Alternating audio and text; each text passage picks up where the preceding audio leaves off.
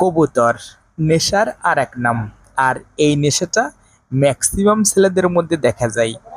এই নেশায় যে পড়েছে, বৃদ্ধ বয়সেও এই নেশাটা চেতে উঠতে পারে।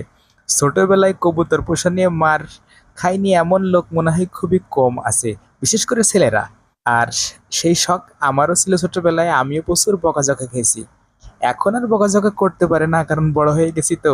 আর সেই সুযোগটাই কাজে লাগাচ্ছি। দেশের বাইরে থাকলে কি হবে, নিজের পছন্দ অনুযায়ী কবুতর কিনি আর আমার বাসায় পাঠাই দিই। এই যে পুতুল ঘরে টাকা টাকাটাকি করতেছে, এটা অনলাইন দেখে পছন্দ হয়েছিল আর কিনে ফেলেছি। তবে মাসাল্লাহ কবুতরটা অসম্ভব সুন্দর। আমাদের বাসায় এসে অলরেডি 2বার বাচ্চা করেছে। পিওর, প্রত্যেকবারই পিওর বাচ্চা হচ্ছে। আর এই বাচ্চাটাও সুন্দর হয়েছে। এটা আমাদের দেশীয় কবুতর। আর সবচেয়ে সুন্দর এবং খুব ভালো বাচ্চা করে এই দেশি সিরাজি জোড়া। প্রতিবারই তার দুইটা দুইটা বাচ্চা হয় মাশাল্লাহ। এবারও দুইটা বাচ্চা হয়েছে, কয়েকদিন মাত্র বয়স, তবে খুব সুন্দর এবং কিউট মাশাল্লাহ।